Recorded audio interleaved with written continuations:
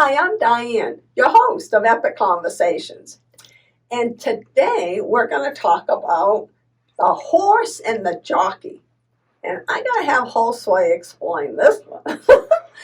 We're back with Josue Ibarra. And Josue, you can follow him, by the way, on Instagram, Josue Ibarra a podcast. And I'll have that uploaded in the notes for you. And we have been talking in quite a few episodes before. We graduated from Charis Bible College together, and you have your own podcast now in 2019, and you're working for Charis Bible College as the coordinator of the business school. So you went on to the business school. So we got to hear it. You got to tell us. What is this with this title, The Horse and the Jockey? Tell us about that. What is this all about? Definitely. Horse and Jockey is something that I actually heard it from our CFO at the ministry, Dave Gunter. Phenomenal man and very, very, he's just smart with numbers. But we get the honor of having him come into business school and look at some of our business projects. So in business school, we have these different presentations and different ideas that they get to present. And so he made a comment about one of the teams, and he said, man, this is like one of those ones where you got to decide, what are you betting on, the horse or the jockey? And so in that, I've taken that, I've just meditated on that term, horse and jockey, and I've brought it into my world in the sense of leadership. Man, horse and jockey, and they're two important things. Leadership's your passion. It is, yeah, it really is. So what does the horse mean? Yeah, so the horse, and they're both important. So when we're looking at issues, like maybe in a department, or maybe we're looking at different things, we ask ourselves, is the horse or is it the jockey? And what we look at is, as you're asked, what is the horse? Well, the horse is kind of the organization side of it. So it's the systems, it's the processes, it's the org structure, it's the descriptions of the jobs on those org structures. It's how we do, right? But culture, with the culture. The culture, yeah, definitely. Culture will fall under the horse. Where on the other side, the leader, the jockey is the leadership. It's the leader. Oh. So when we're looking at something, maybe a department isn't performing really well. So we got to evaluate two things: is it the horse, or is it the jockey, or is it both? Mm-hmm. Because if you get a good horse, or maybe a good leader, maybe they're real charismatic, they're really good at getting people involved and influencing people, but maybe the horse is terrible. Maybe the organization side. It doesn't matter. You get a good jockey on a bad horse, that horse isn't going to win, or that team isn't going to win. Vice versa. Maybe you got a really good, pristine running organization. Systems are on point. The processes are clean and they're quick. But then you look at the jockey, and the leadership is just terrible. Maybe they're just all, ruling this way. And maybe the team serving that boss doesn't trust them. So again, it's like, okay, here's the issue. It's either a jockey issue or it's a horse issue. And if one is lacking on either side, again, you're going to fall into issues in that team. Mm-hmm. And so lately, our conversations, we focused a lot on the jockey side of things, right? We focus a lot on leadership, which is good. And I would encourage people who listen to go back and listen to even David McClure's, the conversations you had with him, because he has plenty of experience and a lot on leadership. Mm-hmm. And when it comes to ministries, I think a lot of times that's where our end goal is. We just focus on the leadership side. All we focus is equipping good jockeys and getting jockeys out there. And so the reason I love business school, because it opened up my whole world on, wait, there's actually a horse involved too. There's a horse involved. And Billy would always, he's told me this a couple times, as a pastor, you don't get paid to teach, but you get paid to lead. So when you're a pastor, you're not paid to just do sermons, although that is a vital part in the majority of the congregation. That's all they see you do. But the behind the scenes, it's actually leading the organization. It's getting that horse equipped, right? You're getting the people too equipped. Right, the people, the horse, the systems in place. But and that's the thing. And so it challenged me to help me understand that, okay, there's two sides of things now that I got to look at when it comes to ministry. And what I've noticed again is everyone focuses on the jockey. It's all about the leadership piece, which is good and it's needed. It's vital. Uh-huh. But if you don't have a running horse, you can be awesome and inspiring, but you'll be awesome and inspiring leading people across the desert for 400 years or for 40 years, right? We don't want that. We don't want that, right? So again, it's coming down to how do we grow our horse? So if you want to grow the jockey side, I would encourage people to listen to the other episodes that we had, awesome conversations on leadership. Listen to David McClure's again, because it's all growing the jockey and getting that jockey strong. Right. But now it's like, how do we grow a horse? And so again, I mentioned this. Train a horse. Train a horse, right? Exactly.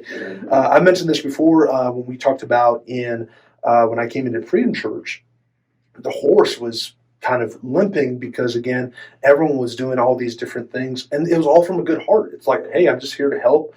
But again, if we want to take things to the next level, we've got to bring structure in. So I just want to, and it'll be really quick, but just 6 little things you can look at when you're building out a horse. Maybe you don't have structure. And these 6 points are from Billy's 9 points of organization. And it's phenomenal because, I don't know, because you work in the ministry as well, we all had to watch the Dean Radke videos, right? Yes. And sometimes people, and they were great, phenomenal, but he's training you and equipping you how to ride a horse that's running well. Oh. So again, you had a lot of people who were looking at Radke and it's like, I'm confused because they have no horse. And it's true. You look at other departments and other areas that they'll explain it. It's, oh my gosh, since Billy and Paul have come on board, they have been creating horses all over the place, all over the departments. But they were looking at Radke and it's like, this is confusing because they didn't have a horse. They didn't have a structure to actually ride or execute that vision of what Radke was showing. And so how we do that, again, is with these 6 points from the 9 points organization. It's 1, you focus on your purpose, your plans, and priorities, right? So it's kind of like the vision mission, and there's a lot of great teachings on there. So I'd encourage people just to look up teachings on that. But again, it's Habakkuk 2:2, write the vision, make it plain so that the people that read can run with it. So, what is God telling you to do in your heart? What is that vision behind it? Right. Secondly, so it's basically where you're going, right? Right. Secondly, it's your org charts, your organizational structure, and it's who's coming alongside you, basically. What do you need in order to accommodate and accomplish the vision? So again, if your vision is to like, let's say for Andrew, for instance, his vision is to go deep and wide, right? And so the way he goes deep is through discipleship, and that's the Bible college. So, of course, our org chart is going to be full with things in the school side of things and creating that and running that, right? Where the wide is through his ministry and through television. So, of course, on that side, that's where, again, you see the org charts breaking out into those 2 things. And that's why even you have you have a senior VP and a VP, or you have a senior president and a VP, right? So senior VP is Andrew Wirtz, and you got your Mike that oversees the ministry, Andrew Womack ministry side. That's the wide. But then you also have Mike and Carrie Pickett, who oversee the Bible College, which again is the deep, right? What do? They base it off of the purpose, plans, and priorities and create the work chart. And it's a lot more complex as it goes down line. But again, just for time's sake, that's how you get started. It's like an example of someone who's a painter. If they're going to paint, that's their business. We would say if they're a single painter, they don't own a business. That business owns them. And so the way that you eventually start growing at is where are you going? And then you start creating an org chart. So write out maybe everything they do. And it's like, okay, there's finances involved. There's marketing involved. There's operations involved. And again, you start breaking those teams down based on that. So org chart. Right. Thirdly is the job descriptions that fall in each of those boxes. So every box has a job description, right? Because where are we going? Who's coming alongside us? And what are the requirements? So again, and that's the thing too, is like when we generally start out on different things, if you're a startup, you call your cousins, you call your aunts, you call different friends and family, just anyone who will help, right? Just someone, please. But then you got to start looking. It's like, do they actually fit the requirement of this job that I need done? And a lot of times it's hard, especially when you get family or people involved, because it comes down to it's like they really don't. Now they have a good heart and they're willing to help. And those are some of the things even at Freedom that we had to go through in the growing pains of as we were bringing in structure and change. That's the thing, anytime change is involved, expect that people are going to move on. And that's okay. That's not a bad thing, because they helped get you to the point. It was Jerome. He spoke one time. He was a prophet from, I believe, in India. And he came to the Bible College, and he said this, and it startled me. He said, the people that helped you grow from 100 to 300 may not be the same people that help you grow from 300 to 500. Mm. But it's like when those people go, you can't, be offended or hurt by it, but just think of it more of its anchor leaving your boat. Huh. So you can continue to press forward with what God calls you. Because ultimately that's what we're here to. It's not like for our ministries and kind of going off topic, but it's ultimately to fulfill the call of God in our lives, even for that person too. Yeah, it's a challenge to be able to, realize it's going to be different. Okay. It's so true. So it's lining people up to the job description of what you need in that box, right? And then for that, fourth is policy and procedures, which sometimes it's like, oh my gosh, that's, especially for us leadership type folks, right? It's like, oh, ew, policy no one wants to hear those kind of things.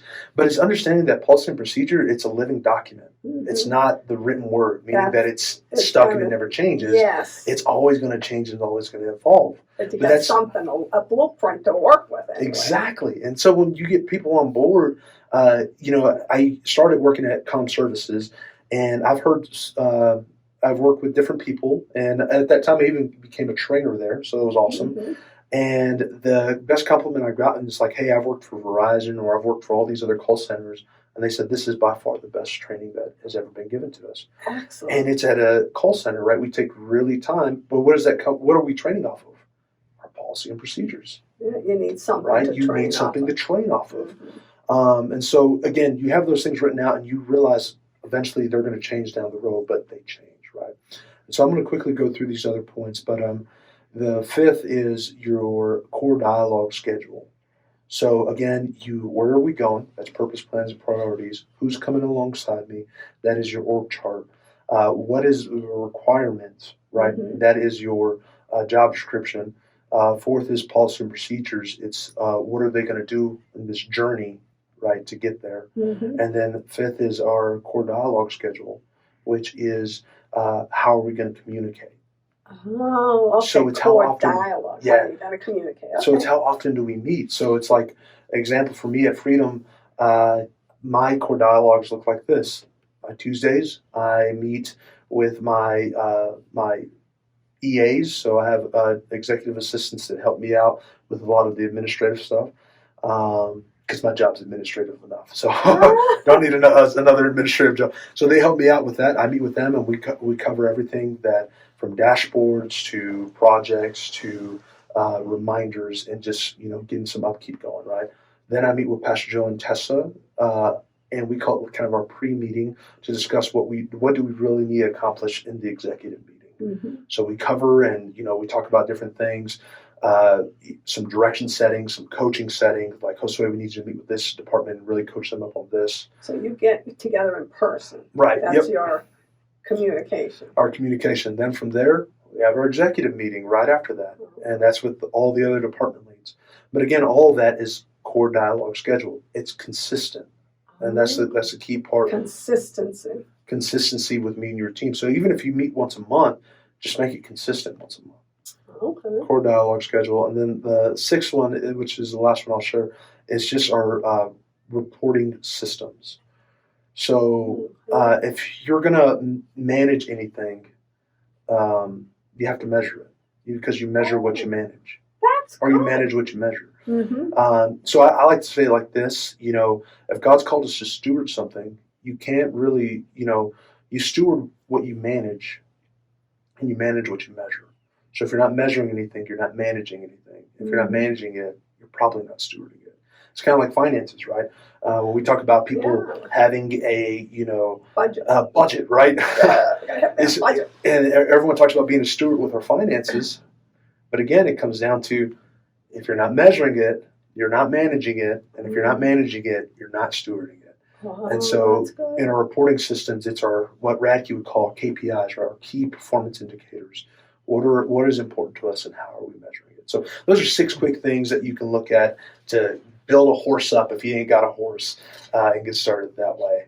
That's But man, great. thank you. And I just want to say these talks have been awesome, and what you're doing is phenomenal. Seriously, the guests you bring on are just great. And you treat them really well, and you make everyone just feel so comfortable. Oh, thank And- you. Well, we're honored to have you to come too. And you're full of wisdom, and I know I'm not supposed to look at the camera. I'm going to. Everyone who's listening in, I just want to encourage you guys, keep listening and keep encouraging. The best compliment, if you're really being blessed by this, is to subscribe and write comments in the comment sections, and share with people. I say this on my podcast, so I'm going to share it with you guys. Oh, you do. I want you Okay. guys to date Diane. What do I mean by that? I want you to direct message her, right, by email. Apply what you're learning, because again, if you don't apply it, it's just going to be, vague. And another great way of learning something is to teach it, right? So how can you teach it? Maybe you don't have a small group or anything like that, but maybe you share it on social media and you write your biggest takeaway. Hey, I got this, this, and this. That's a form of teaching, right? And lastly, partner with Diane and giving her exposure. The way you do that, again, just by sharing the content. So thank you guys. Date Diane, okay? Thank you. I had never heard it put like that. And thank you for joining us. Please check out my website, which has all the information and the videos on there. It's dianegrubus.com. Very simple. And in the meantime, till we meet next time, have an epic day in the Lord.